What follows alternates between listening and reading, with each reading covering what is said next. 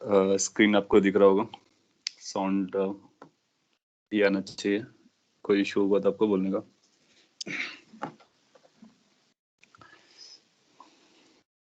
Yes, morning everyone. So circular motion हम लोगों ने स्टार्ट किया था और उसको पढ़ रहे थे। Circular motion, that means motion of a particle in a circle. And what is a circle? It's a geometry having a distance equal from a given point. That's called center. So आपको कुछ equations बताए थे, कुछ definitions बताए थे। Just quickly अगर recall करो तो एक एंगुलर डिस्प्लेसमेंट के बारे में बताया, एंगुलर वेलोसिटी के बारे में बताया, एंगुलर एक्सेलरेशन के बारे में बताया, और आर कैप के बारे में बताया। या r vector is equal to r r cap होता है, जहां पर आर कैप की एक डेफिनेशन निकल के आई थी, कॉस थीटा आई प्लस साइन थीटा जे। ये आपके नोट्स में लिखा होगा। थीटा का मतलब क्या होता है? Theta is angle from the positive x direction in anti clockwise sense. अगर एंटी क्लॉकवाइज सेंस में तो थीटा पॉजिटिव लिखते हैं, अगर आपने को कभी क्लॉकवाइज में मेजर करना पड़ा तो नेगेटिव मेजर करते हैं। सो पिक्चर कुछ ऐसा था। ये सर्कल है जिस पर आपका पार्टिकल ट्रैवल करने वाला है, and then this is your coordinate axis x, this is coordinate axis y.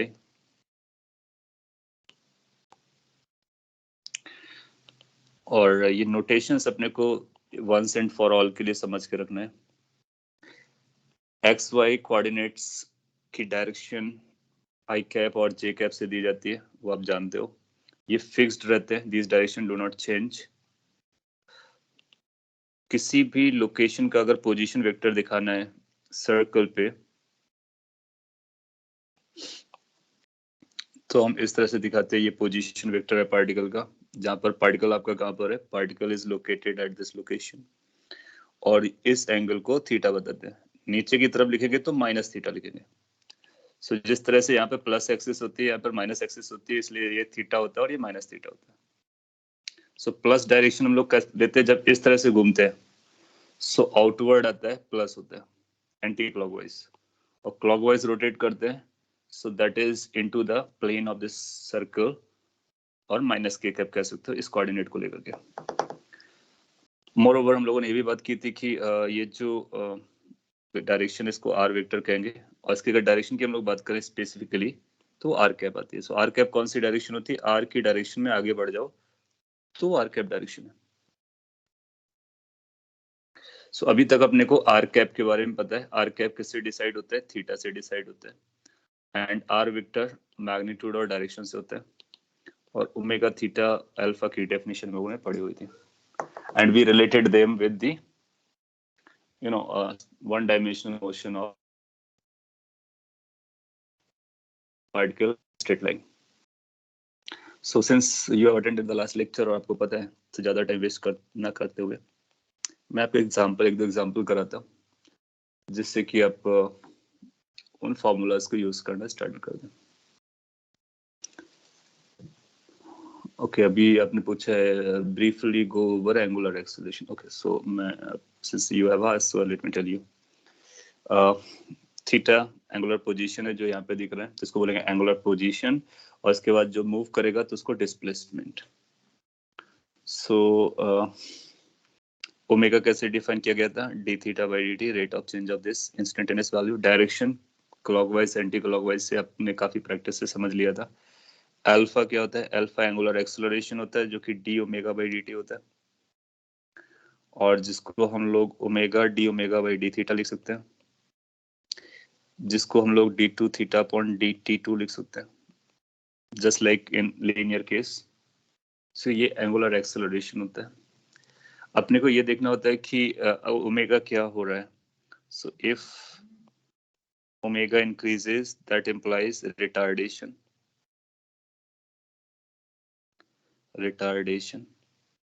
Angular retardation of course. So alpha को हम लोग लिखेंगे minus D omega by D T. Minus अपनी तरफ से लगाएंगे क्योंकि अपने को पता है वो रिटार्डेशन है। उल्टा बोल दिया मैंने। ये ओमेगा जब डिक्रीज कर रहा होता है तो ये रिटार्डेशन होता है, और ओमेगा इंक्रीज कर रहा होता है तो फिर ये एक्सेलरेशन होता है। जस्ट लाइक कि वेलोसिटीज के बारे में हम लोग जानते हैं, तो ये एक्सेलरेशन होता है और इसको हम लोग लिखते हैं D omega by D T. So point is कि अगर नेगेटिव ये अपोजिट तो रिटार्डेशन आएगा, सेम डायरेक्शन होगा तो एक्सेलरेशन आएगा, इस तरह से भी समझते हैं। Do we have circular motion for test? No, we don't have a circular motion for test. We have only up to work, energy, and power. Circular motion is going to be in the future test. I mean, next.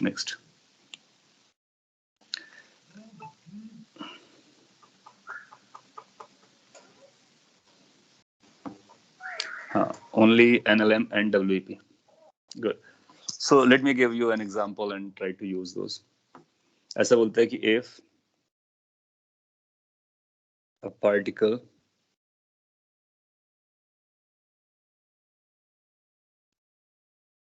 starts from rest in a circle of radius 5 meter and has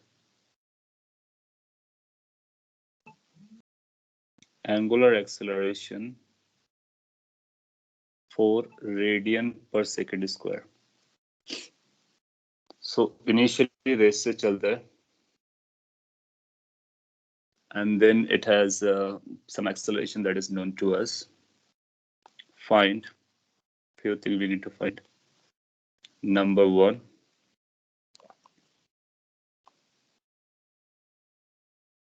angular velocity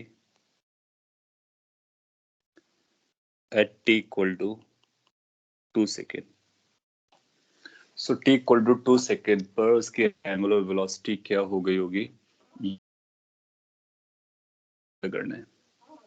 So circle पे चलता है, इसका मतलब circular motion है, race से चलता है, इसका मतलब इनिशियली रेस्ट पे था, एंगुलर एक्सेलरेशन अपने को गिवन है, इस टाइम पर अपने को एंगुलर वेलोसिटी पता करना है। मैं 1 मिनट आपको टाइम देता हूँ, आप ट्राई कर लीजिए। And once your answer is coming then we can proceed to √40.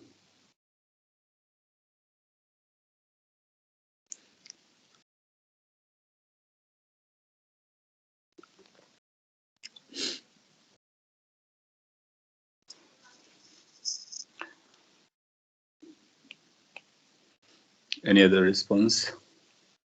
It's quite easy. Okay, it will take time to digest or use करना। अगर एक बार आपको समझता है then you will find it's quite easy. Anyway, let me tell you कि कैसे proceed करना और कैसे अपने को आइडेंटिफाई करना है कि क्या चल रहा है। एक आंसर 8 भी आ रहा है। सो गिवन इंफॉर्मेशन अपना कुछ ऐसा है कि इनिशियली रेस्ट पर अपने को एंगुलर वेलोसिटी निकालनी है। सो यह पता करते हैं कि गिवन क्या क्या है। अपने को इनिशियल वेलोसिटी 0 दी है, ओमेगा एंगुलर वेलोसिटी भी 0 रही होगी बिकॉज रेस्ट पर था तो कोई भी एंगुलर वेलोसिटी नहीं थी। अल्फा अपने को नोन है, कितना है 4 रेडियन पर सेकंड स्क्वायर। क्या ये देखकर क्लेम किया जा सकता है कि ये कांस्टेंट है? बिल्कुल क्लेम किया जा सकता है कि ये कांस्टेंट है। और अगर आप लास्ट क्लास का लास्ट फ्यू स्लाइड्स वॉच करोगे तो उसपे हम लोगों ने इनफैक्ट लास्ट स्लाइड पे ही लिखा था कि जब कभी अल्फा कांस्टेंट होता है तो हमारे पास कुछ सेट ऑफ इक्वेशंस बनती हैं। पता क्या करना है? पता ये करना है कि ओमेगा कितना हो गया। What else is known to us T. So अगर ओमेगा पता करना है तो हमारे पास एक रिलेशन होता है, initial velocity final velocity is equal to initial velocity plus alpha into t. v is equal to u plus at type की इक्वेशन है। मीनिंग इज दिस कि ये सर्कुलर मोशन के लिए वैलिड होती है। कब वैलिड होती है? जब हमारा अल्फा कांस्टेंट होता है। हम लगा देंगे। तो अब देखो सर्कुलर मोशन की प्रॉब्लम हम सॉल्व कर ले रहे हैं v is equal to u plus at type की इक्वेशन से। ये बेनिफिट किस बात का है? इन एंगुलर पैरामीटर्स का। कितना आंसर आ जाएगा? इनिशियली रेस्ट पर था 0, अल्फा 4 दिया था, टाइम 2 था, आंसर अपना हो गया 8 रेडियन पर second. Done, we got the answer. कि 2 सेकंड पर उसकी एंगुलर वेलोसिटी कितनी हो जाएगी. Got it? Now you can carry on other, you can answer other questions as well because you know कि क्या relate करना है. फिर आपसे पूछेगा कि find angular displacement.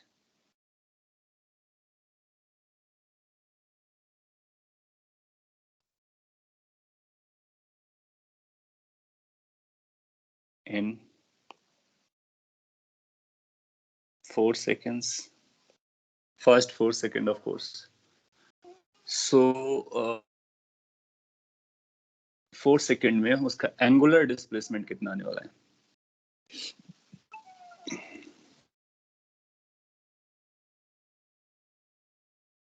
तो थीटा पता करना है दिस टाइम. सो थीटा का रिलेशन होता है displacement is equal to initial velocity time plus half acceleration into t square. And this is valid for the case when alpha is a constant and we are taking constant case. Now omega is not is the initial velocity, which is 0 plus half alpha, which is 4t, which is 4 square. थोड़ी सी careful calculation करेंगे तो अपने को answer मिल जाएगा.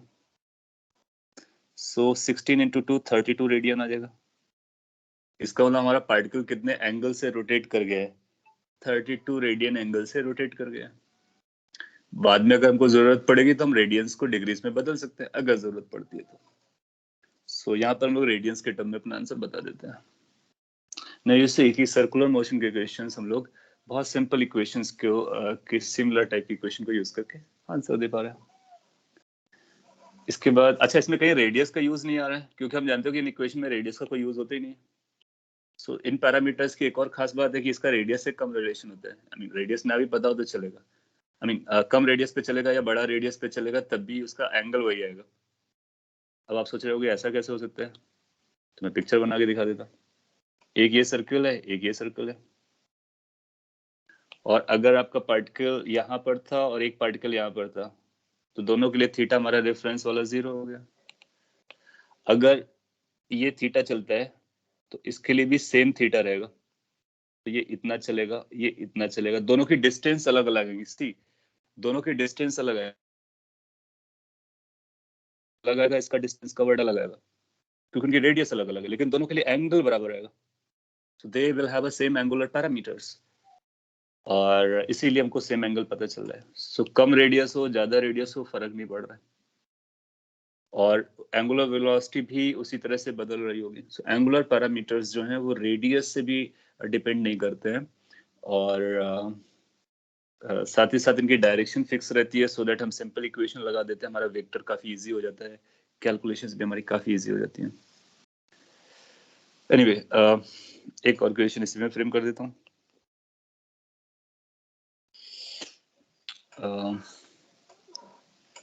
Question is की angular velocity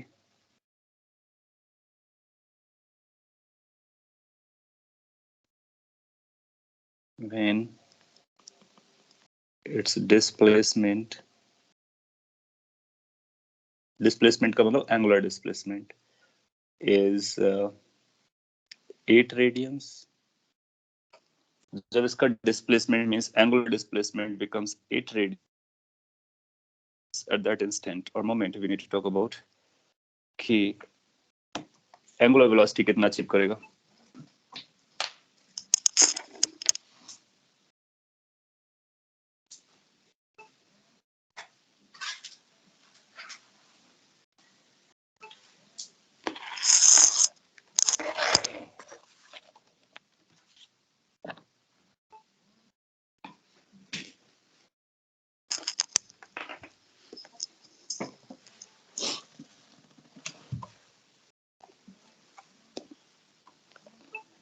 Okay, so I'm getting answer is 8 radian per second.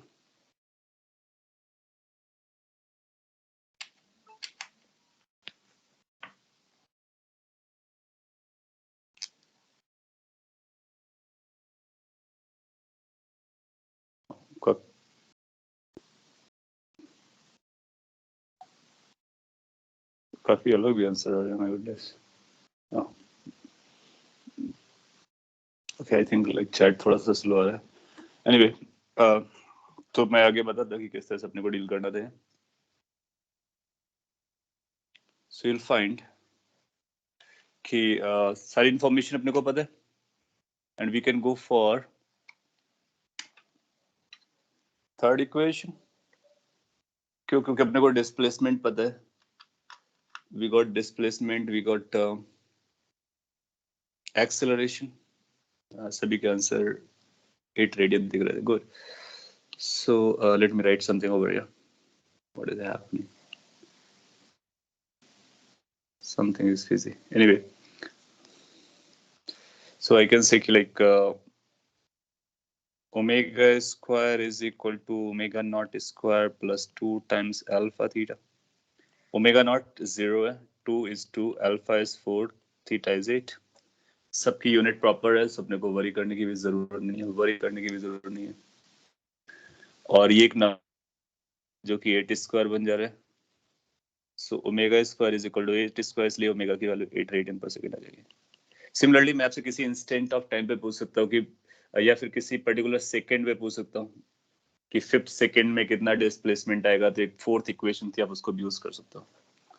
सो जब कभी आपको ये स्टोरी दी जाए, अल्फा कांस्टेंट हो, तो आप इसको यूज कर सकते हो. Those equations that we had derived in the last class, not exactly derived, वो कोरिलेट की थी, एनालॉगस बताया हुआ था. एक और क्वेश्चन में सिमिलर टाइप को देता हूँ. If a particle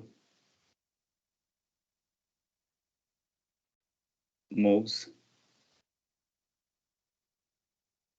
in a circle in anti-clockwise sense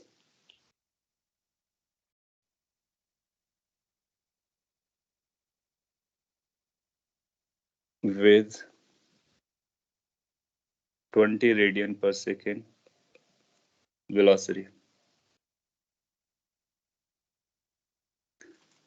and has 4 radian per second square angular acceleration,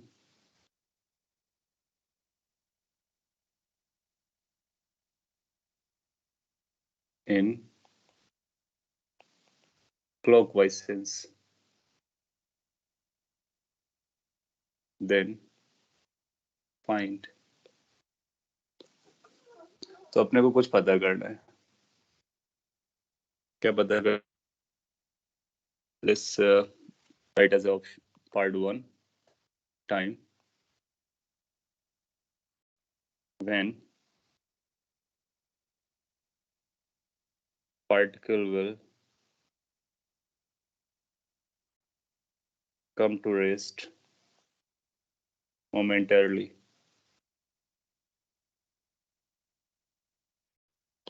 ये particle momentarily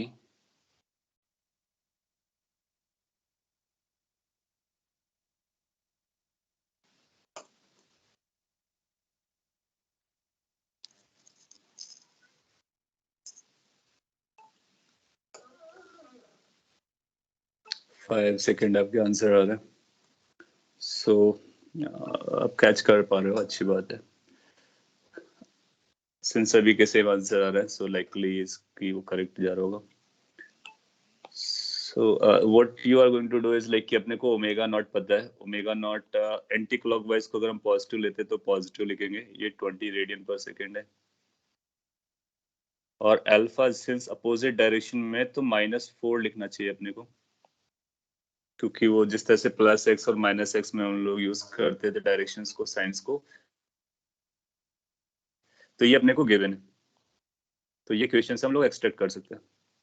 अब क्या पता करना है कि जब पार्टिकल रेस्ट पर आए, दैट मींस ओमेगा की वैल्यू 0 हो जाए.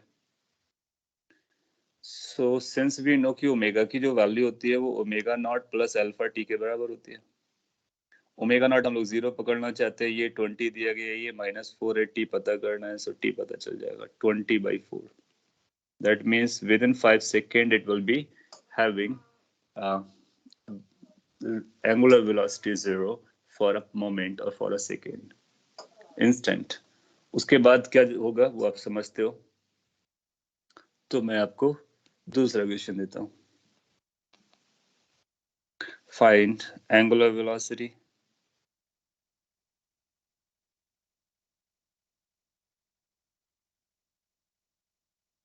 at t equal to 10 second. So 10 second के बाद या 10 सेकेंड पर उसकी एंगुलर कितनी हो जाएगी? So again you know constant retardation की स्टोरी चल रही है and then you can find it out कि क्या चल रहा है.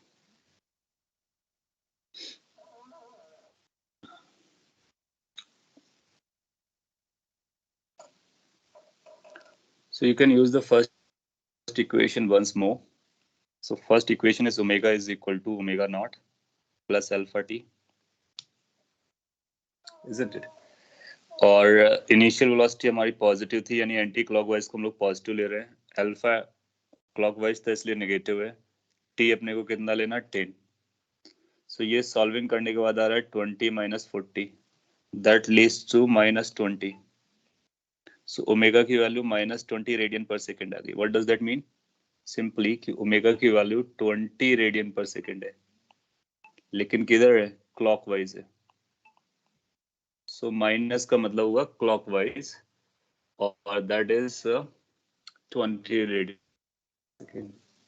हाँ, तो जैसा ही ऑप्शन होगा उसी के अकॉर्डिंग आप इसको एडजस्ट कर लोगे, but you should be able to understand कि डायरेक्शन और साइन किस तरह से चल रहा है. जैसे प्लस डायरेक्शन, प्लस एक्स को हम लोग पॉजिटिव लिखते थे, माइनस एक्स को नेगेटिव लिखते थे. सिमिलरली एंटी क्लॉकवाइज को पॉजिटिव लिख रहे हैं, क्लॉकवाइज को नेगेटिव लिख रहे हैं, और आंसर भी हमको वही बता रहे हैं जो अपने को डायमेंशन उसके अकॉर्डिंग बता रहे हैं. सो हम रिटार्डेशन वाली भी कहानी कर सकते हैं. तो ये तो क्वेश्चन हो गया जब हमारा अल्फा कांस्टेंट रहता है. व्हाट इफ अल्फा हमारा वेरिएबल हो या फिर ओमेगा टाइम का फंक्शन हो, तो जो बेसिक डेफिनेशंस हैं वो लगती है. Like D theta by D t omega होता है, D omega by D T alpha होता है, एंड ऑल दैट. सो जितने भी क्वेश्चन हम लोगों ने काइनेमेटिक्स में किए सब यहाँ पर किए जा सकते हैं. सिमिलर कॉन्सेप्ट यहाँ पर लगाए जा सकते हैं. जैसे कि मैं आपको एक क्वेश्चन देता हूँ. और सो कांस्टेंट एक्सेलरेशन वाला सिंपल वाला केस हम लोगों ने कर लिया. लेट्स से आपको ऐसा बोलते हैं कि if a particle moves in a circle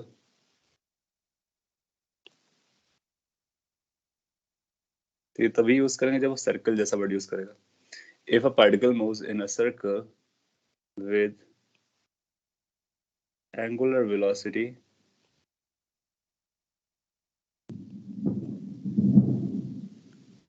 omega is equal to, so अपने को कुछ angular velocity उसने दे रखी है. Let's say simple case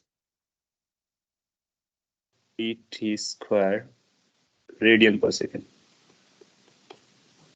So 3t square radian per second से पार्टिकल जो है आपका चल रहा है, जहाँ पर t टाइम है और t सेकेंड्स में है. वो सारी कहानी आपको बताया, end of course t proceeds further. Find number 1 angular velocity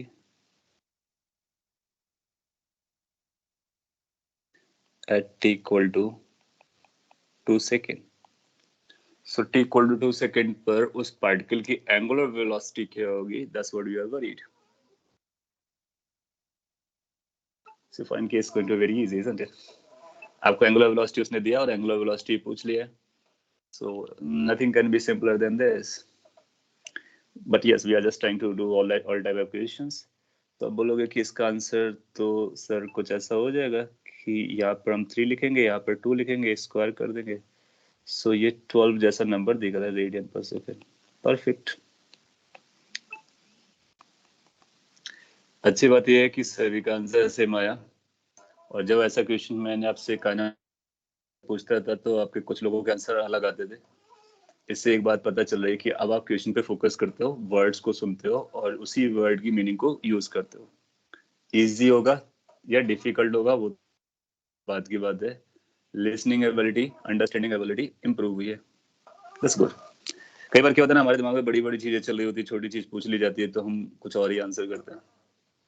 so being realistic. Anyway, आगे बढ़ते हैं. Angular acceleration at t equal to 2 second.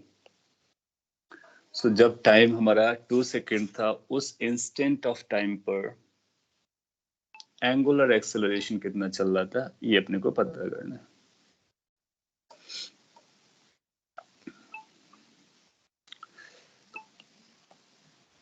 So since you are expert in kinematics, then you say कि alpha is nothing but d omega by dt.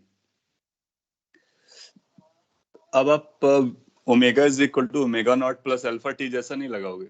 आप ऐसा नहीं सोचोगे कि हमको टी इक्वल टू 2 का ओमेगा पता है, इनिशियल का ओमेगा 0 हो जाएगा और टाइम भी पता है, तो हम अल्फा इससे निकाल लेते हैं omega is equal to omega naught plus alpha T.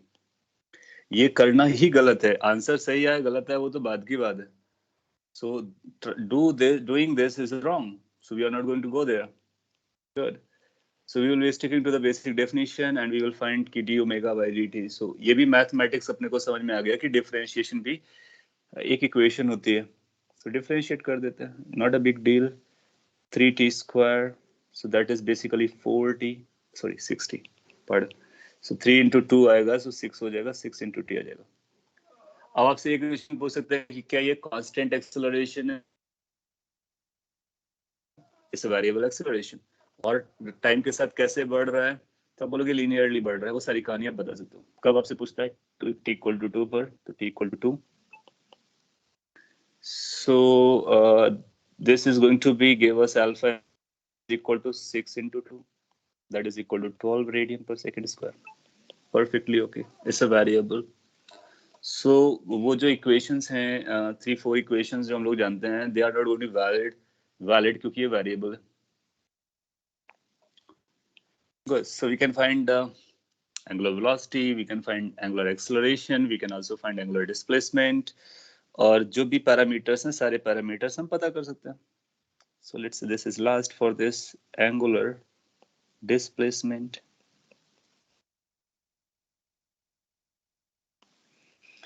In 2 seconds. So first 2 second में कितना एंगुलर डिस्प्लेसमेंट आएगा वो अपने को पता करना है।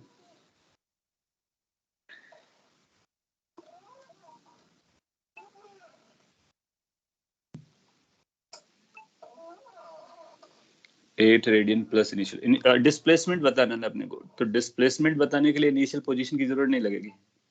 अगर डिस्प्लेसमेंट की बजाय एंगुलर पोजीशन पूछा गया होता है तो इनिशियल की जरूरत पड़ती है। हाँ, वो भी एक अच्छा पॉइंट आपने रेज किया है। आई मीन जो आंसर दिया उससे एक पॉइंट रेज हो रहा है, मैं उसको भी एक्सप्लेन करता, हालांकि उस पर किया है काइनेमेटिक्स में। देखो पोजीशन और डिस्प्लेसमेंट में अंतर होता है। तो जब कभी आपसे डिस्प्लेसमेंट पूछता है, इसका मतलब ये final position minus initial position होता है, और जब कभी आपसे पोजीशन पूछता है तो फिर पोजीशन होता है। सो अभी हम लोग यहाँ पर प्रॉपरली लिखने वाले हैं। 8 रेडियंस आपका आंसर आया। लेट्स चेक कि वो करेक्ट है, और अगर करेक्ट है इसका मतलब आपके काइनेमेटिक्स अभी भी आपके दिमाग में पूरी तरह से अच्छे तरह से है और आप उसका एनालॉगस यहाँ पर यूज कर पा रहे हो। नाउ सिंस वी नो कि ओमेगा क्या होता है, तो आप बोलोगे ओमेगा की value D theta by D T होती है। This is the relation between omega and theta. By the way इसने थीटा ना देकर के ओमेगा दिया है, तो हम इसको रीराइट करते हैं। कैसे लिखते हैं? D theta is equal to omega d t. फिर अपने को इंटीग्रेट करना होता है, इंटीग्रेट करेंगे इनिशियल टाइम से फाइनल टाइम तक।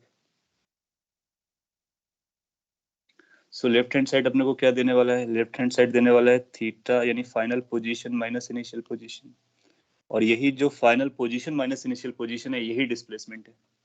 राइट हैंड साइड में क्या आएगा? 0 से t and it's going to be like omega which is 3t square dt. You find ki integration is quite easy. It's turned out to be only t cube by 3 and 3 cancelled out, 0 to t. So displacement जो अपने पास आ रहा है that becomes t cube. तो आपको formula पता चल गया। तो अगर डिस्प्लेसमेंट को हम थीटा से लिखते हैं तो थीटा की वैल्यू t क्यूब आ गई। यहाँ पर थीटा हमारा पोजीशन नहीं है, थीटा हमारा डिस्प्लेसमेंट है। हमारा इनिशियल ओरिजिन हो सकता है और इनिशियल कुछ भी हो सकता है। सो अगर पोजीशन पूछेगा तो फिर इसको इधर लेके जाके प्लस ऐड करेंगे। एनीवे ये आपको हर एक टाइम के लिए मिल रहा है, तो t इक्वल टू 2 के लिए कितना मिलेगा? as simple as anything. 2q, that is 8 radians only. Done. Answer आ गया.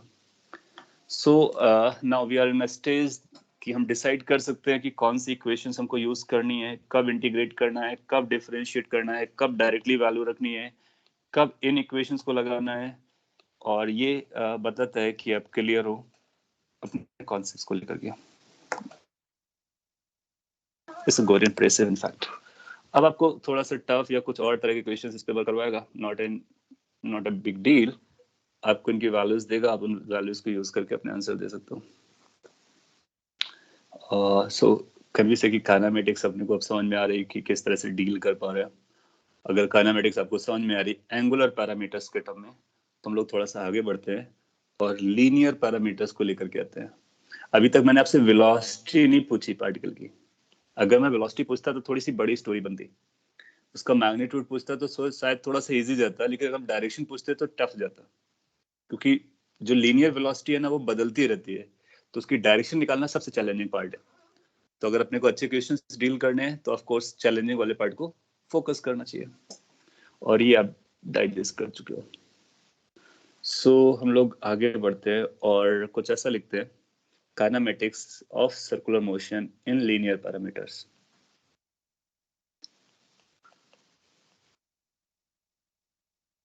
Kinematics of circular motion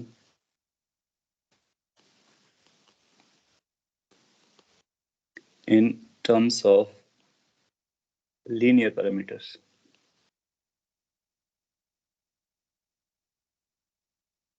थोड़ा सा चैलेंजिंग है, बट वंस यू अंडरस्टूड तो आपको रियलाइज होगा कि एंगुलर पैरामीटर्स भी हमारे लिए इम्पोर्टेंट है, लीनियर भी हमारे लिए इम्पोर्टेंट है. बट यस, एंगुलर थोड़ा सा इजी गिरता है, क्योंकि अभी आपने देखा क्वेश्चंस कितने इजी लग रहे थे, जल्दी से आंसर आ रहे थे, क्योंकि वो हम लोग ऑलरेडी कर चुके हैं और उसी फॉर्मेट में चला गया था. अलग रहेगा, समझते हैं अलग रहेगा तो किस तरह से अलग रहेगा, और फिर आपस में दोनों को रिलेट कर लेंगे. और फाइनली हम लोग क्या करेंगे कि अगर हमको लीनियर में भी देगा तो उसको हम एंगुलर में कन्वर्ट करके एंगुलर में सॉल्व करेंगे, फिर बाद में लीनियर में कन्वर्ट हो जाएगा करेंगे, क्योंकि solving in angular parameter is easier.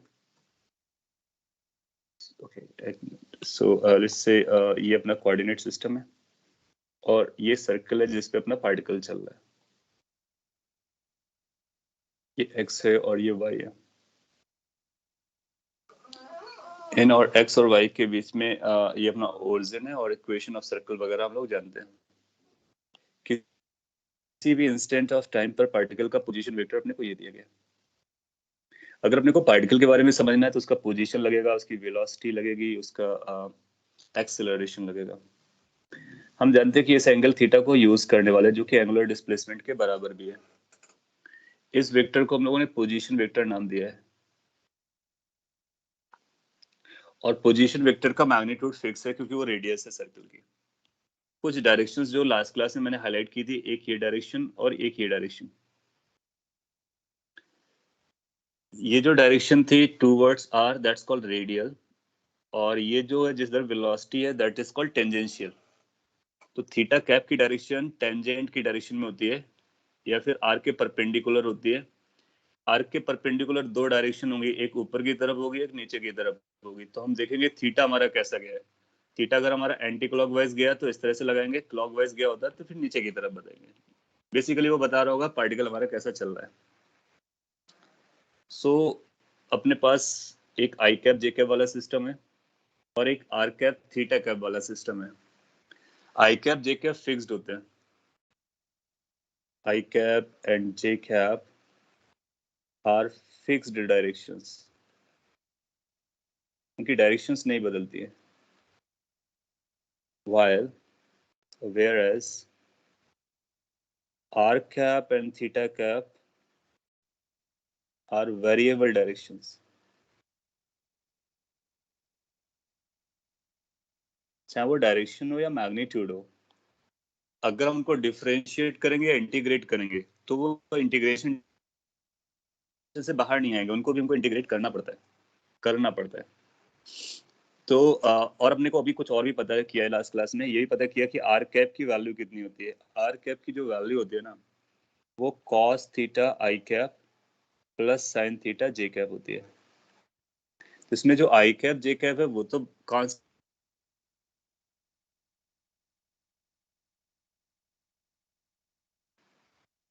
इस डायरेक्शन को हम लोग रेडियल डायरेक्शन बोलते हैं, रेडियल डायरेक्शन, या फिर नॉर्मल डायरेक्शन भी कह सकते हैं इसको, normal.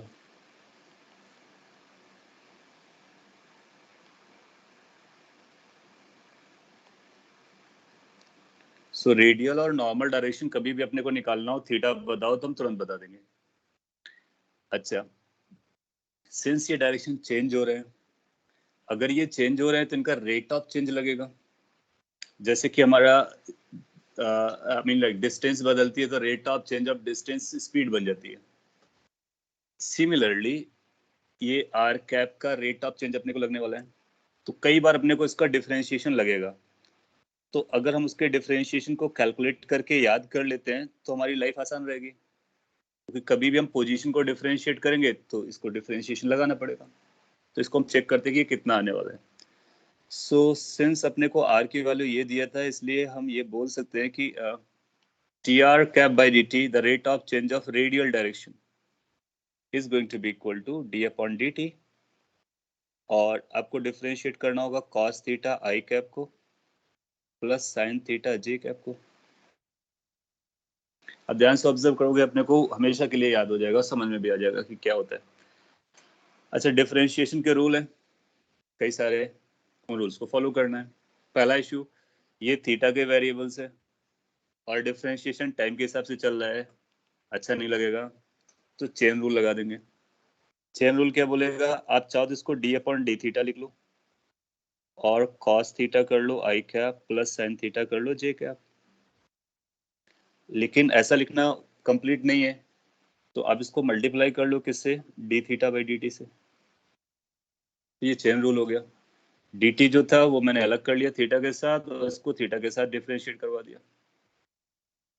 When you are going to do this, अब इसका डिफरेंशिएशन करने के लिए आप इसको इनसाइड ले जाना होगा, पहले वाले टर्म में सेकंड वाले टर्म में जो भी स्टोरीज होती है वो लगाएंगे। आई कैप जे कैप कांस्टेंट है तो वो बाहर रहेंगे, उसका कोई फर्क नहीं पड़ेगा। D theta by D t क्या होगा, so as of now we know कि d theta by D t क्या होता है, दैट्स एंगुलर वेलोसिटी ओमेगा।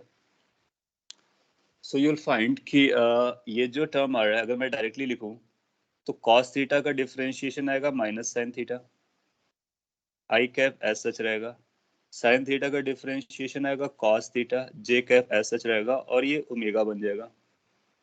सो जो D r cap by D T है वो ये नंबर बन जाता है। अब ये नंबर क्या है, अगर इस नंबर को ध्यान से ऑब्जर्व करो तो ये डायरेक्शन है। क्यों, क्योंकि इसका जो मैग्नीट्यूड अगर आप निकालो इसका मॉड तो 1 आएगा। आई स्क्वायर आई कैप का कॉफिशिएंट साइन स्क्वायर थीटा, इसका कॉस स्क्वायर थीटा, ये माइनस था स्क्वायर करने में प्लस हो जाएगा और उसका एडिशन 1 हो जाएगा। तो बेसिकली ये मैग्नीट्यूड 1 बता रहा है, यूनिट वेक्टर है। तो यूनिट वेक्टर है तो किसी ना किसी डायरेक्शन को इंडिकेट कर रहे हैं। अब उसे हम डायरेक्शन को देखते हैं। नाउ अभी तक अपने को थीटा कैप के बारे में नहीं पता कि थीटा कैप क्या है। थीटा कैप को थोड़ा सा जानते हैं। थीटा कैप एक डायरेक्शन है जो आर के परपेंडिकुलर है, टेंजेंशियल डायरेक्शन जिसको बोलते हैं। अगर थोड़ी सी मैथ्स लगाएंगे तो हम थीटा कैप की डायरेक्शन पता कर लेंगे। कैसे, तो मैं अलग से एक पिक्चर बनाता हूँ जैसे थीटा कैप कैसे आता है, वो भी अपने को वंस एंड फॉर ऑल के लिए याद हो जाएगा। लेट्स से ओरिजिन था और ये पॉइंट था जिस पॉइंट को हम आर बोल रहे हैं और इस डायरेक्शन को थीटा बोल रहे हैं। सो ये ओरिजिन है और ये हमारे लिए रेफरेंस लाइन है एक्स एक्सिस। इस एंगल का नाम थीटा है और हम इस डायरेक्शन को पता करना चाहते हैं। अगर डायरेक्शन बोलना है तो इसका मतलब ये एक वेक्टर है जिसका मैग्नीट्यूड कितना है 1। अगर किसी वेक्टर का मैग्नीट्यूड आप 1 कर देते हो तो वो यूनिट वेक्टर होता है और वही डायरेक्शन होता है। सो अगर हम इसका मैग्नीट्यूड 1 कर देते हैं इस वेक्टर का, सो इसके हम कंपोनेंट्स कर सकते हैं। उसी वेक्टर को हम लोग लिखना चाहते हैं बेसिकली। सो जब आप इसके कंपोनेंट करोगे देन यू विल रियलाइज कि एक कंपोनेंट आपको इधर गिरेगा और दूसरा कंपोनेंट इधर गिरेगा। अच्छा, कंपोनेंट हम लोग आई कैप जे कैप के टर्म में करना चाह रहे हैं सो दैट कि हम इस थीटा की डायरेक्शन को आई कैप जे कैप के टर्म में लिखें। देन यू विल रियलाइज कि अगर ये एंगल थीटा था तो ये एंगल भी थीटा रहा होगा। कौन सा, ये जो मैंने अभी ड्रॉ किया, अगर ये थीटा रहा होगा तो फिर ये एंगल थीटा जाएगा ऊपर वाला। क्यों? क्योंकि बाकी समझते हो आप, ये ओवरऑल 90 था, तो ये थीटा हो गया, तो ये बचा हुआ एंगल 90 माइनस थीटा रहा होगा। फिर ये दोनों मिलकर के 90 था, तो ये थीटा होगा, तभी ये 90 माइनस थीटा बन पाएगा। और सिंस ये जो वेक्टर है 1 यूनिट का है, तो इसका ये जो कंपोनेंट आएगा 1 इंटू कॉस थीटा, मतलब कॉस थीटा आ जाएगा। और ये जो कंपोनेंट है 1 इंटू साइन थीटा, मतलब साइन थीटा आ जाएगा। तो आप चाहो तो इस वेक्टर को इन दो डायरेक्शंस का सम बता सकते हो, और यही हमारा थीटा कैप है, 1 मतलब थीटा कैप। तो अगर मैं 1 यहाँ से हटा देता हूँ, तो 1 का काम आप समझ चुके हो। ये जो थीटा कैप की डायरेक्शन है, उसके ये दो यूनिट वेक्टर्स, ये दो वेक्टर्स है, कंपोनेंट्स हैं। So can you think of कि जो थीटा कैप की वैल्यू आने वाली है, वो sine theta minus i direction में, कॉस थीटा जे डायरेक्शन में है। Is it going to be like minus sine theta i cap plus cos theta j cap? बहुत इंपॉर्टेंट है। जिस तरह से हमारा आर कैप इंपॉर्टेंट है, उसी तरह से हमारे लिए थीटा कैप इंपॉर्टेंट है। और आर कैप भी हम लोग जानते हैं, आप थीटा कैप भी जानना स्टार्ट कर दिए। तो जब कभी अपने को आर कैप पता हो, तो थीटा कैप हम तुरंत लिख सकते हैं। आर कैप होता है कॉस थीटा आई साइन थीटा जे, अगर थीटा हमने एक्स एक्सिस से लिया है। तो आर थीटा कैप होता है minus sine theta plus cos theta j. So ये थीटा कैप है, वो आई कैप आर कैप है। अब ध्यान से ऑब्जर्व करो, ये जो हमारा एक्सप्रेशन आया है, ये जो हमारा एक्सप्रेशन आया है यूनिट वेक्टर का, क्या ये थीटा कैप को इंडिकेट कर रहा है? तो आप बोलोगे यस। तो अपने को एक बहुत इंपॉर्टेंट रिजल्ट मिला कि अगर हम रेडियल डायरेक्शन का रेट ऑफ चेंज निकालते हैं, तो इसकी value omega times theta cap आती है। कई सारे टर्म्स दिख रहे होंगे तो आपको थोड़ा भारी लग सकता है, but if you are patiently watching and understanding, so slowly and surely you will digest it. क्या लिखा हुआ है, मैं फिर से बोलता हूँ, rate of change of radial direction. So rate of change of radial direction is omega, that means angular velocity, and theta cap. मतलब कि जो रेडियल डायरेक्शन का चेंज होता है, रेट ऑफ चेंज होता है, वो किस डायरेक्शन में होता है? वो इस डायरेक्शन में चेंज नहीं होता है, इस डायरेक्शन में चेंज होता है। सो जो थीटा कैप है, वो बेसिकली डायरेक्शन है रेडियल डायरेक्शन के रेट ऑफ चेंज का। तो कई बार एग्जाम में ऐसा स्टेटमेंट देगा कि rate of change of radial direction is in which direction. Option देगा in the radial direction, toward the centre, outward the centre, along the tangential direction. ऐसे आंसर, ऐसे ऑप्शंस आपको देने वाला है। तो क्या हम बोल सकते हैं कि वो टेंजेंशियल डायरेक्शन में आएगा? रेडियल डायरेक्शन इस डायरेक्शन में होती है, लेकिन इसका rate of change tangential direction में आता है। वो कैसे पता चला? मैथ से पता चला, जो कि विजुलाइज करना चैलेंजिंग है। सो व्हाट टू नो कि रेडियल डायरेक्शन क्या होती है, जो टाइम के साथ चेंज करेगी। टेंजेंशियल डायरेक्शन क्या होती है? इसको हम टेंजेंशियल डायरेक्शन बोलते हैं, ट्रांसवर्स डायरेक्शन, और शॉर्ट में हम लोग टेंजेंशियल भी बोल सकते हैं।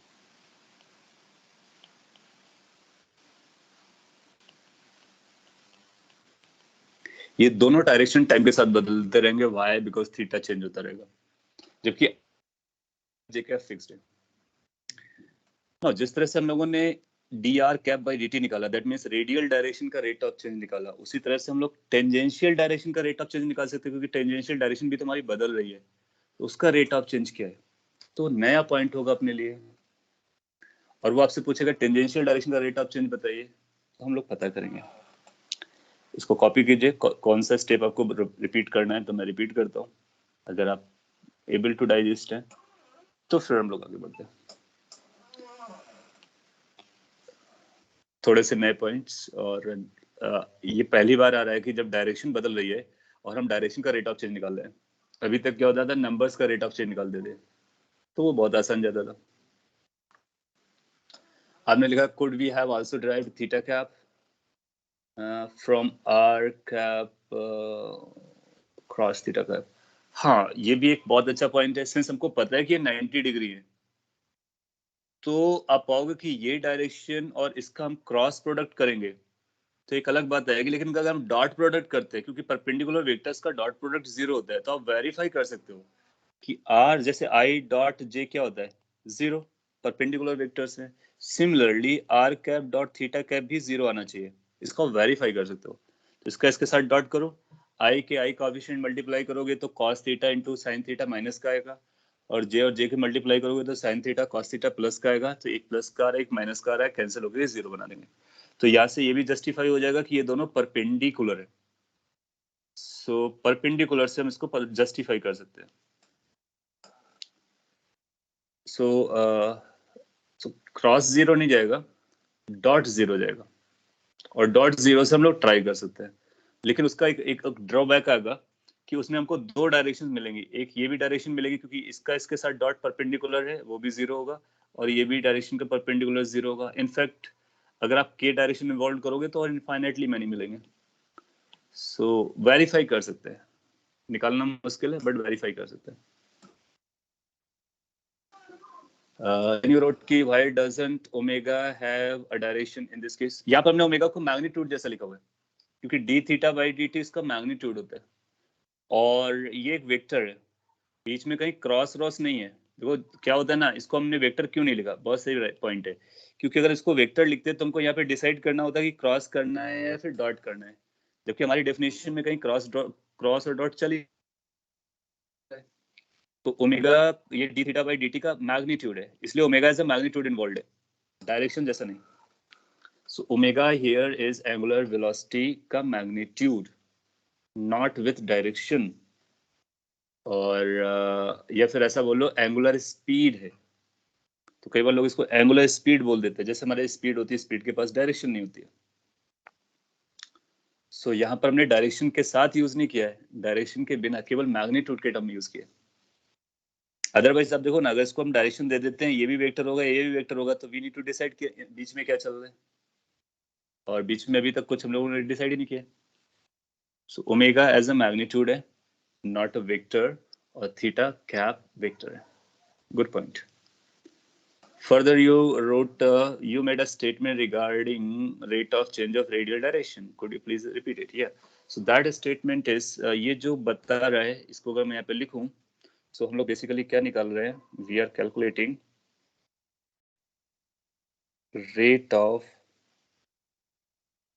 change of radial direction. ये तो हुई लैंग्वेज। अगर इसको मैथमेटिक्स में लिखना हो तो ये हमारी रेडियल डायरेक्शन, और हम जानते हैं कि d अपॉन डी टी को रेट ऑफ चेंज कहते हैं। तो जब ये इसके ऊपर लगाएंगे तो हमारा स्टेटमेंट बनेगा rate of change of radial direction. तो हम लोगों ने वही किया, d r cap by D t पकड़ा, सिंप्लीफाई किया, वो ये निकल के आया। तो result is this. So rate of change of radial direction is basically comes out to be omega theta cap. अब वो क्या कर सकता है, आपको थीटा दे देगा, ओमेगा दे देगा, और आपसे बोलेगा rate of change of radial direction बताओ। तो हम ओमेगा की वैल्यू रखेंगे, थीटा की डायरेक्शन यहाँ से पता करेंगे, रख देंगे, अपना आंसर आ जाएगा। अगर वो न्यूमेरिकली पूछना चाहेगा, इंटरप्रिटेशन बेस्ड क्वेश्चन पूछेगा कि rate of change of radial की डायरेक्शन किधर होती है, तो आप बोलोगे थीटा कैप डायरेक्शन में होती है, क्योंकि ओमेगा तो पॉजिटिव नंबर है, मैग्नीट्यूड है।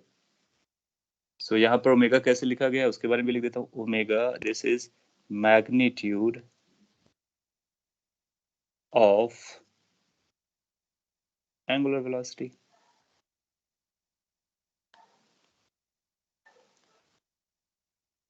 तो किसी वेक्टर को हम वेक्टर के फॉर्म में भी यूज कर सकते हैं, उसके मैग्नीट्यूड के फॉर्म में भी यूज कर सकते हैं जहां जरूरत पड़ती है, और डायरेक्शन के फॉर्म में यूज कर सकते हैं। यहाँ पे थीटा की डायरेक्शन ली जा रही है, इसका मैग्नीट्यूड लिया जा रहा है, ऐसा करने से ये मिल जा रहा है अपने को। So we can choose if we want to keep it a vector or magnitude. I mean, yeah, we can choose in general sense, और किसी इक्वेशन में कैसे यूज किया गया है फिर हमको वही रखना है। मतलब हम ये चूज नहीं कर सकते कि इसको वेक्टर लगा लें, it's not a freedom, this is coming after a derivation. So यहाँ पर डेरिवेशन में हमको उसकी मैग्नीट्यूड की जरूरत पड़ रही है, तो हमने मैग्नीट्यूड लिखा है। तो दैट वाज माय चॉइस कि यहाँ पर मैग्नीट्यूड की जरूरत पड़ रही है, तो हम मैग्नीट्यूड लिख सकते हैं। आप चाहो तो इसको ऐसे लिखोगे, अगर आपको देखना ओमेगा वेक्टर का मॉड, ओमेगा वेक्टर का मॉड चलेगा। बट हम लोग इतना कॉम्प्लिकेशन क्यों लेकर के आए, मॉड लगाओ, ओमेगा लगाओ, जब हमको पता है कि सिंपल लेटर हमारा क्या डिनोट करता है, मैग्नीट्यूड डिनोट करता है। वेक्टर लगा देते, एरो लगा देते तो वेक्टर बनता है, और कैप लगाते तो डायरेक्शन बनता है। तो इसलिए सिंपली ओमेगा लिखा जाता है। आप वेक्टर लगा के लिखोगे वो भी परफेक्टली करेक्ट है मॉड लगाने के बाद, लेकिन मॉड लगाना बहुत जरूरी है क्योंकि हम लोग केवल मैग्नीट्यूड यूज कर रहे हैं, ना कि डायरेक्शन। एनीवे, सो एक तो ये आ गया थोड़ा सा अच्छा पॉइंट है डाइजेस्ट करने के लिए। देन आफ्टर हम ये निकालना चाहेंगे rate of change of tangential direction, इसका rate of change. So next slide पे आते हैं। ये एक बार कैलकुलेट करके रख रहे हैं क्योंकि हमको जब भी जरूरत पड़ेगी तो यहाँ पर हम डायरेक्टली क्या करेंगे, जब कभी हमको D r cap by D t लगेगा तो मैं ये लिखूंगा, तो आपको समझना होगा कि आया कहाँ से, वो यहाँ से आया है, और हर टाइम पर उसको बता पाना मुश्किल है। सो इसीलिए इसको हम कैलकुलेट करके रख ले रहे हैं। इस जस्ट लाइक कि जैसे हमको d x raised power n upon D t बार बार आता था, तो हम लोगों ने इसको एक फॉर्मूला में रख लिया कि ये फॉर्मूला है, अब जब कभी कोई क्वेश्चन आता है तो इसको यूज कर लेते हैं। सिमिलरली डायरेक्शन के लिए हम लोग अब कर रहे हैं कि डायरेक्शन किस तरह से चेंज करता है। Now rate of change of tangential direction.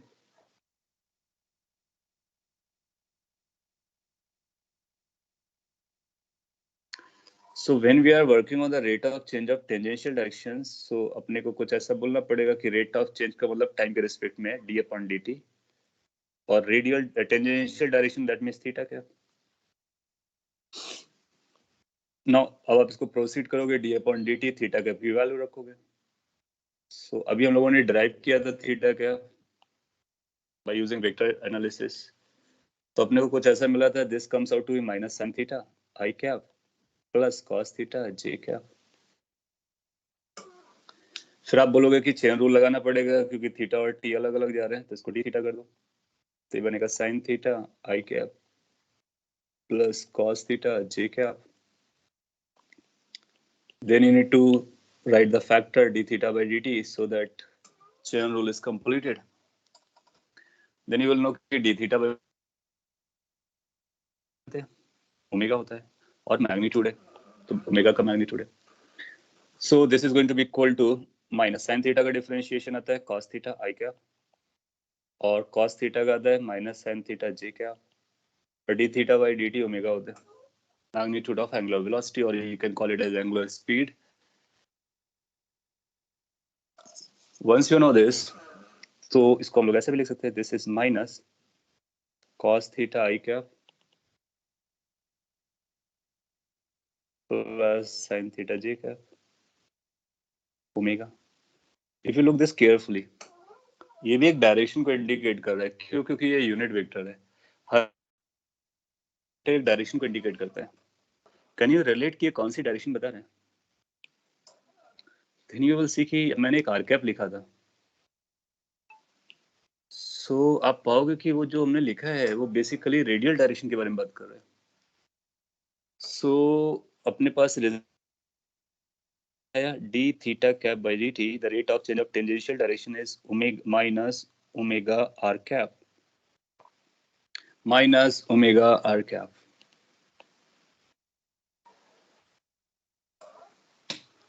So इसका मतलब है थीटा के चेंज, थीटा की डायरेक्शन को tangential direction rate of change होता है वो रेडियल डायरेक्शन में होता है, और रेडियल में भी किधर, आउटवर्ड और इनवर्ड।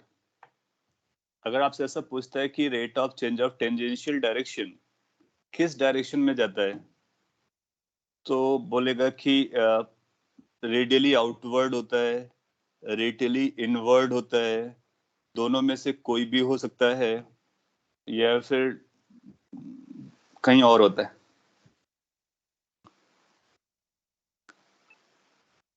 सो आप देखोगे कि आर कैप कौन सी डायरेक्शन हुआ करती थी, आर कैप रेडियली आउटवर्ड हुआ करती थी, और ये माइनस के साथ आया है, ओमेगा पॉजिटिव है, तो इसका मतलब रेडियली इनवर्ड है।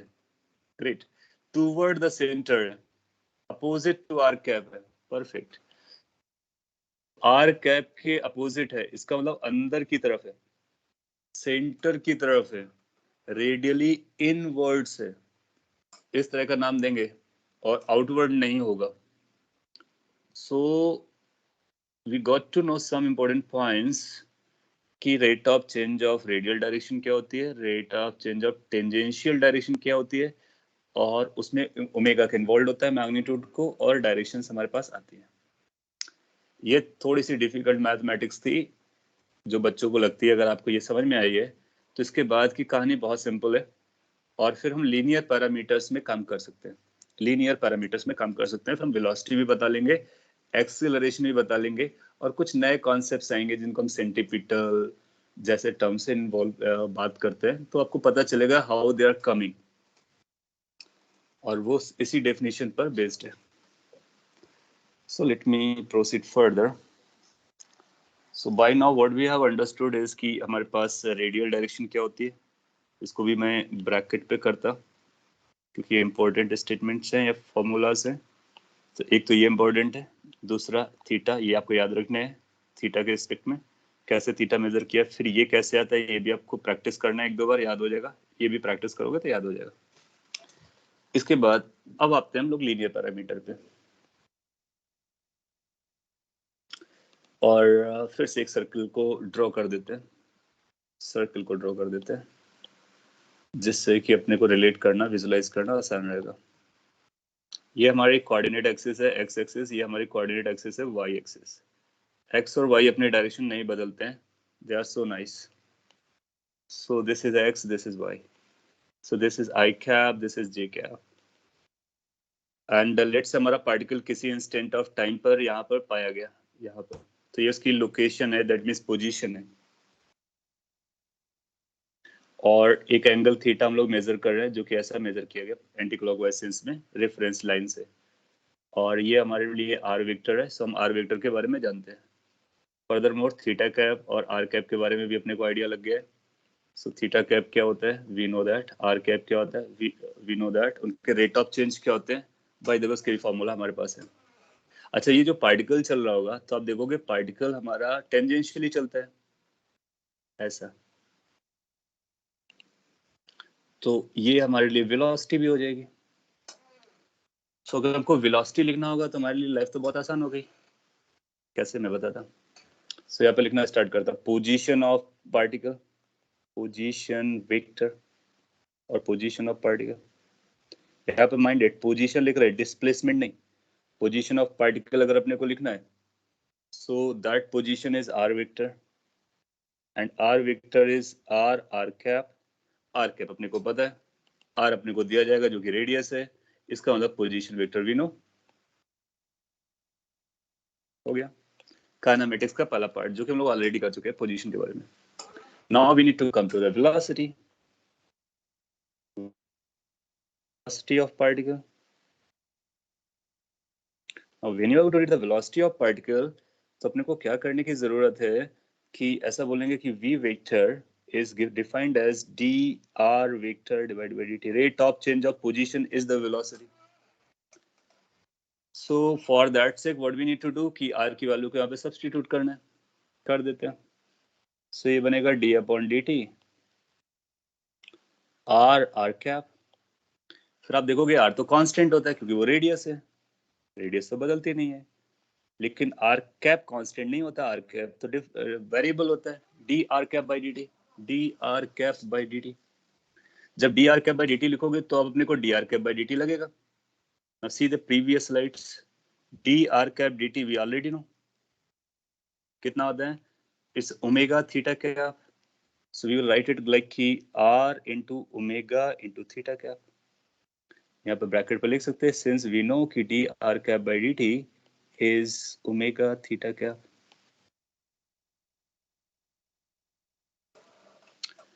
ना यहाँ से भी अपने को पता चल रहा था कि जो वेलोसिटी की डायरेक्शन है वो थीटा कैप डायरेक्शन में जाएगी। तो ये जो आपने वेलोसिटी वेक्टर लिखा है कुछ ऐसा लिखा है, उसका मैग्नीट्यूड और डायरेक्शन, किसी भी वेक्टर को उसके मैग्नीट्यूड और डायरेक्शन जैसा लिख सकते हैं। So since we can write velocity as velocity's magnitude, velocity's direction, just like r cap, a cap. So इन दोनों इक्वेशन को जब आप कंपेयर करोगे तो अपने को कुछ पता चल रहा है। क्या पता चल रहा है कि वेलोसिटी का जो मैग्नीट्यूड है या स्पीड है उसकी वैल्यू कितनी आ रही है, दैट इज आर ओमेगा। शायद आपने कभी बचपन में सुना हो कि velocity is equal to r omega होती है। Now you are able to prove it and know कि कैसे आया है। v की वैल्यू r ओमेगा होती है और v की डायरेक्शन क्या होती है, also and direction of velocity is tangential, that means अगर पार्टिकल कोई सर्कल पे चलेगा तो वेलोसिटी हमेशा टेंजेंट की डायरेक्शन में होगी। So we got to know the both magnitude as well as direction of particles velocity. So जब कभी अपने को velocity निकालना हो, कभी भी velocity निकालना हो पार्टिकल की, तो उसका मैग्नीट्यूड निकालेंगे। मैग्नीट्यूड के लिए अपने को r लगेगा, रेडियस लगेगा, ओमेगा लगेगा। ओमेगा को डील करना अपने को आता है, बहुत सिंपल इक्वेशंस हैं। तो ओमेगा वहां से निकालेंगे, जैसे अपने इनिशियली कुछ क्वेश्चंस किए थे। ओमेगा वहां से मिलेगा, r देगा, तो हम r ओमेगा से उसकी वेलोसिटी का मैग्नीट्यूड निकालेंगे, केवल magnitude. Then how to get the direction? Theta cap. Then how to get the theta cap? Here is the formula, theta cap. Or maybe this. और वो थीटा आपको बताएगा तो थीटा कैप आप बता दोगे, क्योंकि आपको थीटा पता है तो थीटा को रखेंगे, cos थीटा sin थीटा आ जाएगा, तो अपना आंसर आ जाएगा। So this is how we will be able to answer the velocity in totality. So position हो गया, velocity हो गई। अब देखो velocity को जानने के लिए अपने को dr cap by dt लगा, इसलिए हम लोगों ने इतनी सारी कैलकुलेशंस पहले की थी, so that अभी हम लोग जल्दी से आंसर बता पाए। ना इन केस आपको यहाँ तक समझता है तो हम लोग एक्सेलरेशन की तरफ जा सकते हैं और एक्सेलरेशन के बारे में बात कर सकते हैं। एक्सेलरेशन किस तरह से चल रहा होगा। सो ये दोनों पॉइंट्स अपने को नोट डाउन करना है। वेलोसिटी इज आर ओमेगा और direction of velocity is always the tangential, that means कभी पार्टिकल की वेलोसिटी इधर नहीं हो सकती है, इधर नहीं हो सकती, इधर नहीं हो सकती, इधर नहीं हो सकती है, हमेशा टेंजेंट की डायरेक्शन में होगी। दैट मींस रेडियल के परपेंडिकुलर होगी। सो उस पर कई सारे क्वेश्चंस बनते हैं। एक अभी अगर मैं आपसे पूछता ओरली, फिर मैं उसको इरेज कर देता हूँ। कोई आपसे बोलता है कि एक पार्टिकल सर्कल पे चल रहा है, उसकी वेलोसिटी और पोजीशन वेक्टर का डॉट प्रोडक्ट क्या होगा, इसकी वैल्यू बताइए। तो बोलेगा एक पार्टिकल है जो सर्कल पे चल रहा है, आर उसका पोजीशन वेक्टर है, वी इसकी वेलोसिटी है, can you find out R vector, V vector dot R vector, या फिर R dot vector dot V vector. आप उसको विद इन सेकेंड में आंसर कर दोगे। क्यों? क्योंकि ये डॉट प्रोडक्ट है दो वेक्टर्स का जिनकी डायरेक्शंस आपको पता है। वेलोसिटी इज टेंजेंशियल और रेडियल डायरेक्शन और टेंजेंशियल डायरेक्शन 90 डिग्री पर होते हैं, तो ये जीरो हो जाएगा। जीरो वेक्टर नहीं बोलेंगे, जीरो, क्योंकि ये स्केलर नंबर है, क्रॉस नहीं है, डॉट है। सो जीरो आंसर कर देंगे। So you know it's like कि पार्टिकल कुछ ऐसे चलता है जिसका वेलोसिटी और पोजीशन हमेशा परपेंडिकुलर रहते हैं, हमेशा परपेंडिकुलर रहते हैं, and answer is zero. Good. So ऐसे क्वेश्चन एग्जाम में डालता है और अपने को अगर आइडिया पता है, उसका डेरिवेशन पता है, विजुअलाइजेशन है, परफेक्टली पता चल रहा है किस तरह से चलता है, तो विद इन सेकेंड्स आप उसका आंसर दे सकते हो। उसके लिए फिर आपको ये सारी कैलकुलेशन करने की जरूरत नहीं होती। But yes, in background of your mind they are there, they have to be there. Okay, acceleration के बारे में बात करते हैं। Acceleration of particle. Now you will find this is more interesting, जिसको लोग बहुत कॉम्प्लेक्स तरीके से याद रखते हैं एज ए रिजल्ट। आपको याद नहीं रखना है, आपको समझ में आ गया तो अपने आप याद हो जाता है। नाउ एक्सेलरेशन कैसे डिफाइन किया जाता है? सिंस वी नो कि एक्सेलरेशन की जो बेसिक डेफिनेशन है that is d v by dt। Do we know we? या we do know, we just found out it. So इसको रख देंगे। नाउ इसकी जो वैल्यू आएगी उसको हम लोग ऐसे भी लिख सकते हैं d अपॉन dt, और ये वैल्यू रख देते हैं। So this value is going to be r omega theta cap, r omega theta cap. Now we all know कि कांस्टेंट है, सर्कुलर मोशन हुआ तो r कांस्टेंट है, उसमें आपको if but करने की जरूरत नहीं है। So any constant terms can be taken outside. So this is r outside and we are going to have d upon dt of omega theta cap. अब यहाँ से दो अलग अलग कंडीशंस हम लोग ड्राइव कर सकते हैं, या फिर एक, अगर हम ओमेगा को कांस्टेंट लेते हैं, ओमेगा कांस्टेंट लेते हैं तो ओमेगा बाहर निकल आएगा, नहीं कांस्टेंट लेते हैं तो वो अंदर रहेगा। सो अभी हम मान के चलते हैं कि हमारे पास जनरल ओमेगा है, ये कांस्टेंट हो भी सकता है, नहीं भी हो सकता है, जो भी है, तो वो अंदर रहेगा। अब आप देखो कि ये अपने को डिफरेंशिएशन करना है दो फंक्शन का, एक फंक्शन ओमेगा है, दूसरा फंक्शन थीटा कैप है, दोनों वेरिएबल हो सकते हैं। थीटा कैप तो डेफिनेटली वेरिएबल है, ओमेगा भी हो सकता है। सो यहाँ पे प्रोडक्ट रूल लगेगा। कौन सा रूल? प्रोडक्ट रूल लगाते हैं, डिफरेंशिएशन का product rule. And as per the product rule you know something, like first function को एज सच लिखते हैं, डिफरेंशिएशन ऑफ सेकंड करेंगे, प्लस सेकंड फंक्शन को एज सच लिखेंगे, डिफरेंशिएशन ऑफ फर्स्ट कर देंगे। ना यू सी कि इस प्रोडक्ट रूल पे जितने भी टर्म्स इन्वॉल्व हैं उनके बारे में हम जानते हैं। d theta cap by dt, yes we have derived it. And d omega by dt, yes we have the definition, d omega by dt is nothing but angular acceleration. So जो हमारा acceleration आ रहा है a, उसकी value ध्यान से देखते हैं। एक आ रहा है r, ब्रैकेट में आ रहा है omega d theta cap by dt। d theta cap by dt की वैल्यू थी माइनस ओमेगा r cap। सो हम यहाँ पे सब्सटीट्यूट करने वाले हैं minus omega r cap plus theta cap. D omega by D t क्या होता है? अल्फा। ये हमारी बेसिक डेफिनेशन का पार्ट है। सो यू विल फाइंड कि इसका जो एक्सेलरेशन आ रहा है ना, वो दो डायरेक्शन में आ रहा है। एक थीटा कैप की डायरेक्शन में भी आ रहा है और आर कैप की डायरेक्शन में भी आ रहा है। तो जब पार्टिकल सर्कल पे चलेगा, it will have two components of acceleration, one in the direction of radial, another in the direction of tangential. थोड़ा सा और भी सिंप्लीफाई करते हैं।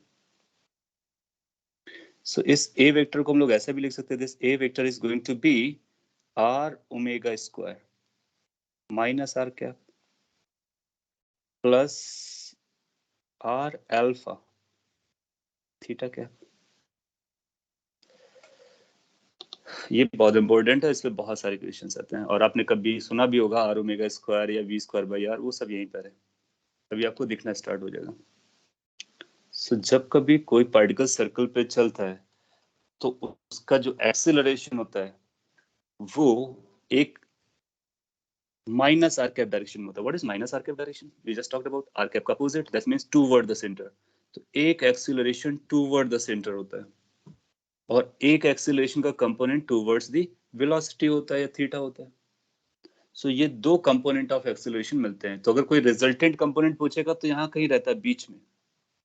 So one is along the radial direction, another is along the tangential direction. So resultant is somewhere in between. This is how the acceleration of this particle is. So आप देखो इसकी acceleration की कितनी notorious direction होती है। यहाँ पर जब यहाँ पर आएगा तो मे बी यहाँ पर, फिर यहाँ पर, फिर यहाँ पर, और वो डायरेक्शन निकालना हमारे लिए बहुत डिफिकल्ट है, बट थीटा आर कैप को यूज करके हम बता सकते हैं। Anyway, उसको मैं नेक्स्ट पिक्चर में ड्रॉ कर देता हूँ। So you got to know position, you got to know velocity. Now I'm going to explain how this acceleration is going to look like. So next slide में मैं इसके बारे में और completely explain कर देता हूँ, इनका क्या nomenclature चलता है और क्या होता है। So let's come here. So we are talking about acceleration. इसको थोड़ा सा ज्यादा इंपॉर्टेंस दे रहे हैं क्योंकि ये डिजर्व करता है। अगर अपने पास सर्कुलर मोशन चल रहा है, ये सिमिलर पिक्चर को मैं रिपीट करता हूँ, और these are the coordinate axes that we are using, x as xy, that means xy plane की कहानी है, और पार्टिकल आपका लोकेटेड था किसी p लोकेशन पर, यहाँ पर। इसकी वेलोसिटी थी इस डायरेक्शन में। सो एक्सेलरेशंस कहाँ पर जाने वाले हैं? सो एक्सेलरेशन आप पाओगे कि ये v है और ये अपना r था।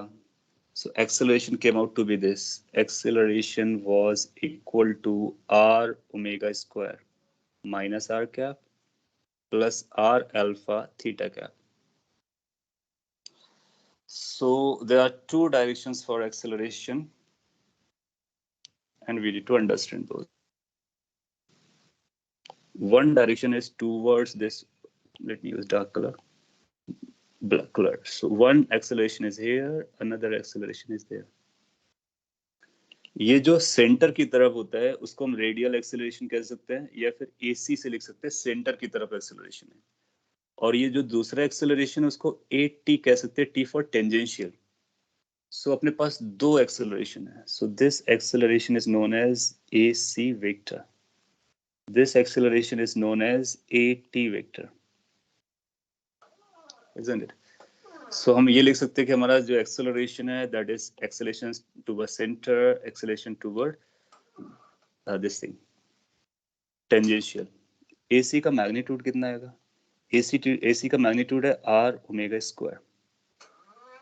अच्छा, हमने को एक और बात पता है कि R ओमेगा की वैल्यू V होती है या फिर ओमेगा की वैल्यू V बाई R होती है।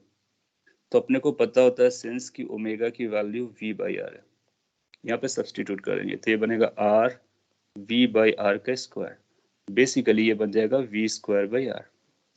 सो इसको हम लोग R ओमेगा स्क्वायर भी लिख सकते हैं या फिर V स्क्वायर बाई R लिख सकते हैं, दोनों बराबर है। डायरेक्शन किधर है? Toward the centre. इसकी जो डायरेक्शन है AC की that is toward the centre, always towards the centre, क्योंकि माइनस R कैप था, इसीलिए इसको हम लोग सेंट्रीपिटल एक्सेलरेशन के नाम से जानते हैं। So this is known as, C का मतलब हुआ centripetal acceleration, centripetal acceleration. So जब कभी कोई पार्टिकल सर्कल पे चलेगा यू विल फाइंड कि उसके पास सेंट्रीपिटल एक्सेलरेशन हमेशा, क्योंकि उसके पास वेलोसिटी हमेशा होगी, उसके पास रेडियस हमेशा होगी। अगर रेडियस नहीं है तो सर्कल नहीं है, वेलोसिटी नहीं है तो चल नहीं रहा है। सो ये हमेशा रहता है नो मैटर व्हाट। और जब तक सेंट्रीपिटल एक्सेलरेशन नहीं होगा पार्टिकल सर्कल पे चलेगा नहीं। इसी को कई बार रेडियल एक्सेलरेशन भी कहते हैं, क्योंकि रेडियल डायरेक्शन में। समटाइम्स को नॉर्मल एक्सेलरेशन भी कहते हैं, क्योंकि नॉर्मल डायरेक्शन में। सो इसके कई सारे नाम हैं और ये हमेशा रहता है इन मोशन। दूसरा हमारे पास टेंजेंशियल वाला केस था, AT।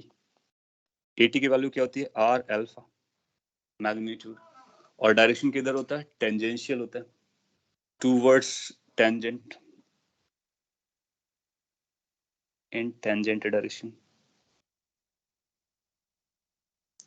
टेंजेंट डायरेक्शन में इसके पास दो ऑप्शन होंगे डिपेंडिंग अपॉन अल्फा कैसा है। देखो R हमारा पॉजिटिव होता है, अल्फा हमारा निगेटिव और पॉजिटिव दोनों हो सकता है। अगर अल्फा निगेटिव हुआ तो ये रिटार्डिंग होगा, और अगर पॉजिटिव हुआ तो वीक डायरेक्शन में होगा। तो डायरेक्शन इसकी बदल सकती है, इसलिए मैंने टेंजेंट डायरेक्शन लिखा हुआ है। That means either of the two हो सकता है, थीटा कैप और माइनस थीटा कैप दोनों हो सकता है। अगर अल्फा निगेटिव हो गया तो माइनस थीटा कैप हो जाएगा। अच्छा, ये तभी होगा जब अल्फा हमारा जीरो नहीं होगा। अगर अल्फा जीरो हो गया तो फिर इसकी वैल्यू जीरो हो जाएगी, मतलब उसको यूनिफॉर्म सर्कुलर मोशन के नाम से जानेंगे। और इसी को हम एक और नाम से जानते हैं, it's also called rate of change of speed. Rate of change of speed, not velocity, speed का रेट ऑफ चेंज होता है। क्यों? क्योंकि ये इसकी डायरेक्शन जो है ये वो या तो v के डायरेक्शन में होगा या फिर v के अपोजिट होगा। सो rate of change of speed that means this is d upon dt of mod of v, velocity के मैग्नीट्यूड का रेट ऑफ चेंज, वो टेंजेंशियल होता है। दोनों एक्सेलरेशन का पर्पस अलग अलग है, इसको मैं नेक्स्ट क्लास में एक्सप्लेन करूंगा। इस एक्सेलरेशन का पर्पस है डायरेक्शन बदलना, इस एक्सेलरेशन का पर्पस है स्पीड बदलना। और अगर ये जीरो हुआ तो स्पीड बदलना बंद हो जाएगी, और ये जीरो हुआ तो डायरेक्शन चेंज होना बंद हो जाएगी। अगर डायरेक्शन चेंज होना बंद हो गया तो सर्कल पे नहीं चलेगा, तो ये सर्कल के लिए कंपलसरी है। स्पीड बदलना बंद हो गया तो फर्क नहीं पड़ता, सर्कल पे तब भी चल सकता है। तो ये जीरो हो सकता है लेकिन ये जीरो नहीं हो सकता सर्कल के लिए। Got it? और अगर अपने को टोटल ए का मैग्नीट्यूड निकालना हो तो ये लास्ट पॉइंट और मैं यहाँ पे लिख देता हूँ। ए का मैग्नीट्यूड निकालना हो, mod of a vector, so इसकी वैल्यू आएगी under root AT square plus AC square, या फिर AC square plus AT square. क्यों? क्योंकि ये दोनों परपेंडिकुलर है, और जब कभी दो कंपोनेंट्स परपेंडिकुलर होते हैं तो रिजल्टेंट की डायरेक्शन हम लोग कैसे लिख लेते हैं? AT square plus AC square. अब आपको AC का मैग्नीट्यूड पता है, AT का मैग्नीट्यूड पता है, रख करके टोटल बता देंगे। फिर आपको A कैप लगेगा डायरेक्शन, तो डायरेक्शन कैसे बताएंगे? उसके लिए फिर आप इसको यूज कर लो। क्या मैं बताते हैं यहाँ पर, एक लास्ट पॉइंट है दैट्स ऑल, कि रिजल्टेंट एक्सेलरेशन यहाँ कहीं आना चाहिए, बीच में कहीं यहाँ पर। तो लेट्स से कि वो रेडियल डायरेक्शन से कोई एंगल बीटा बनाता है, रेडियल डायरेक्शन से, तो हम बीटा को बता देंगे। या फिर टेंजेंट से मेजर करना चाहो तो आप टेंजेंट से मेजर कर सकते हो। सो अगर हम कैलकुलेट करेंगे तो क्या आपको वेक्टर के रूल से समझ में आता है टेन बीटा क्या बनने वाला है, ए टी डिवाइड बाई ए सी। और ए टी और ए सी हम लोगों ने अलग से लिख रखा है। सो ये जो रिजल्टेंट एक्सेलरेशन, उसकी डायरेक्शन, रिजल्टेंट एक्सेलरेशन का मैग्नीट्यूड, रिजल्टेंट एक्सेलरेशन का ओवरऑल वैल्यू, ये उसके कंपोनेंट्स, उनके नॉमेनक्लेचर, वो सब मैंने आपको लिखा है यहाँ पे। और ये एक्सट्रीमली इंपॉर्टेंट स्लाइड है, आपको समझना है, जो कि कॉम्प्लेक्स है थोड़ा सा। वेलोसिटी थोड़ी सी इजी थी क्योंकि वही एक ही डायरेक्शन में आ रहा था, रेडियल डायरेक्शन या पोजीशन और भी इजी था। सो यू विल फाइंड कि from here we can simplify it. What is happening? Okay, time हो गया, तो हम लोग यहीं पे स्टॉप करेंगे। और आपके इसके कंसर्न्स अगर बनते हैं, क्विक होगा तो मैं भी आंसर कर देता, अदरवाइज हमें नेक्स्ट क्लास में इस एक्सेलरेशन के इंटरप्रिटेशंस बताएंगे। कैलकुलेशन पूरी हो चुकी है, जब भी हम लोग सर्कुलर मोशन को आगे बढ़ाएंगे। आपने कुछ लिखा हुआ है, मैं क्विकली आपके चैट से पढ़ता हूँ। What we are doing is correlating linear parameters. Yeah, we are doing the similar type of story because angular parameters we are able to handle easily. Now we are dependent on those angular parameters to find the linear parameters. क्योंकि हम लोग angular parameter नहीं define करते तो हमारे लिए story और भी डिफिकल्ट होती है लीनियर पैरामीटर को बताना। सो अब हम एंगुलर पैरामीटर्स पे डिपेंडेंट होकर के लीनियर पैरामीटर्स को इजीली बताते हैं। How come in at it is equal to r alpha here? Because theta cap का जो कोफिशिएंट है वो उसका मैग्नीट्यूड होता है। सो ये मैग्नीट्यूड है, ये डायरेक्शन है, तो आर अल्फा के बराबर होता है। इज नो डायरेक्शन, देखो हमने यहाँ पे एरो नहीं लगाया, एरो लगाते तो हम थीटा कैप भी लिखते। आप जानते हो ना कि कोई वेक्टर क्वांटिटी में अगर आप एरो नहीं लिखाते तो आप उसका मैग्नीट्यूड लिख रहे होते हो। और ये क्या लिखा हुआ है, वेक्टर, जिसमें ये मैग्नीट्यूड है और ये डायरेक्शन है। तो इसको पूरे को मैंने वेक्टर से दिखाया, ध्यान से देखिए अब। और जब यहाँ पे मैंने AC लिखा हुआ है तो फिर ये डायरेक्शन को हटा दिया है, क्योंकि ये AC का मैग्नीट्यूड है और ये AC की डायरेक्शन है, तो डायरेक्शन को मैंने पिक्चर में दिखाया है और मैग्नीट्यूड को यहाँ लिखा है। सो दोनों को अलग अलग किया है। So how come it AT is equal to R alpha? Because of magnitude. Direction is separated, direction हमने अलग से दिखाया हुआ है। और अगर आप एक साथ पढ़ना चाहते हो तो ये सारी स्टोरी यहाँ पे लिखी हुई है। Doesn't it change continuously? Yes, it does change. Yes, theta cap decides, na, it changes. Further, you wrote, can you please explain how omega is equal to VR? Because, V is equal to R omega. And this we have already proven. So V is equal to R omega. So omega is going to be V by R. So if we know radius, we know velocity, we can find out angular velocity. So I have used omega from this relation. So that कि हम v square, आपने सुना होगा childhood में किया, AC जो centripetal acceleration होता है वो v स्क्वायर बाई r होता है, या सेंटीपिटल फोर्स आगे आ जाएगा, इसमें मास से मल्टीप्लाई कर दोगे तो फोर्स बन जाएगा mv square by r. That's what it is. And how R alpha rate, हाँ ये आपका अच्छा क्वेश्चन है कि ये कैसे बोला, तो वो हालांकि मैंने हल्का सा बताया, क्योंकि ये जो है इसी डायरेक्शन में आते हैं दोनों। सो या तो AT v की डायरेक्शन में होगा या AT v के अपोजिट डायरेक्शन में होगा। तो v की मैग्नीट्यूड को ये चेंज करेगा, स्पीड को चेंज करेगा। कैसे करेगा इसके बारे में मैं जब अपना नेक्स्ट क्लास होगा इसका, तो हम इसको और अच्छे से हाईलाइट करेंगे। ये जरूर आप डिजर्व करता है थोड़ा और एक्सप्लेनेशन, क्योंकि थोड़ी सी बड़ी बात लिख दी है अगर आप इसको डायरेक्टली नहीं रिलेट कर पा रहे हो। सो आई विल बी री एक्सप्लेनिंग दिस और इसके इंटरप्रिटेशंस। उसके बाद कुछ एग्जांपल्स भी रखेंगे, तो आपको समझेगा कि यस क्या है बेसिकली।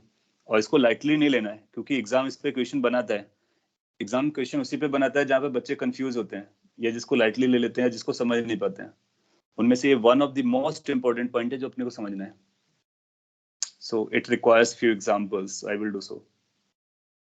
फिर आपने लिखा, so where we are only interested in magnitude in this case. Yeah, so we are writing the magnitude separately, we are writing the direction separately, and if we want to combine together, this is the final answer. So generally हम लोग vector में क्या करते हैं, magnitude को अलग से deal करते हैं, डायरेक्शन को अलग से डील करते हैं. सो वो किया गया है. फिर बाद में हमने ए का मैग्नीट्यूड निकाल लिया और ए की डायरेक्शन निकाली. इसका भी मैग्नीट्यूड अलग कर दिया, इसकी भी डायरेक्शन अलग कर दी. सो यहाँ पर दोनों फॉर्मेट में लिखा गया है, मैग्नीट्यूड एंड डायरेक्शन एक साथ, वेक्टर फॉर्मेट, मैग्नीट्यूड्स और डायरेक्शंस अलग अलग, जस्ट टू इंटरप्रेट थिंग्स. अगर आप एक साथ इनको पढ़ेंगे then you will find the whole holistic picture will be there. Okay, so make your notes and slowly and surely आप इनको revise करो, n times आप digest कर जाओगे. और one of the challenging portion है जो digest करना है.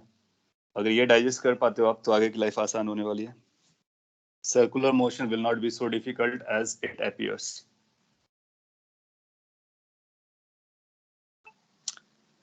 Okay, so that's all for the day. Yeah, thank you everyone and have a great time. See you.